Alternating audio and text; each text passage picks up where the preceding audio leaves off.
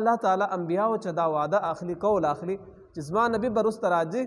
د هغې تاسو نصرت هم تاسو باندې ضروري دی هغې باندې ایمان به هم راوړئ د هغې تصدیق هم کوئ دا نبی علیه السلام لا دنیا ته نه دی راغلی او الله تعالی انبیاء چې یو عهد واخیستله یو قول واخیستله وعده یې واخیستله چې تاسو خامخا به هغه باندې ایمان راوړئ او د هغې مدد به هم کوئ او سوال پیدا کېږي چې الله تعالی خو انبیاء کرام علیهم السلام سره یو عهد وکړ قول وکړ چې تاسو به ایمان ور باندې راوړئ او د هغې مدد به هم کوئ خو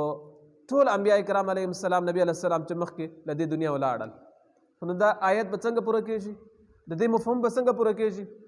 نو الله تعالی انبیاء کې یو نبی حضرت عیسی علیه السلام چې عمر 33 کاله وه الله تعالی اسمان ته واخیستله اسمان ته ژمندي بیا له قیامت هم مخکې کله چې دجال راځي بیا حضرت عیسی علیه السلام له اسمانه راکوزاږي او دجال سره به جنګ کوي او بیا چې کله عیسی علیه السلام په دې دنیا راځي تقریبا 40 کاله به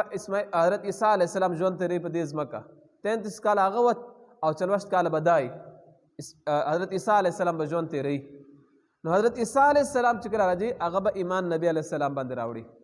دوهم چې تبلیغات کوي چې دین تبلیغات کوي بیا د نبی علیه السلام دین تبلیغ به کوي خپل دین تبلیغ به نه کوي ځینې خلک وایي چې عیسی علیه السلام چې راځي هغه به امتی وي نبی به نه وي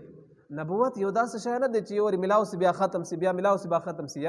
چې الله تعالی یو کس ته نبوت ورکوي بیا مستقل تر آخره پورې هغه نبوت وي ختمېږي نه خو عیسی علیه السلام چې راځي نبی به وي خو د خپل نبوت تبلیغ به نه کوي د نبی علیه السلام د رسول الله محمد رسول الله نبوت تبلیغ به کوي د دې یو مثال آسان مثال دا دی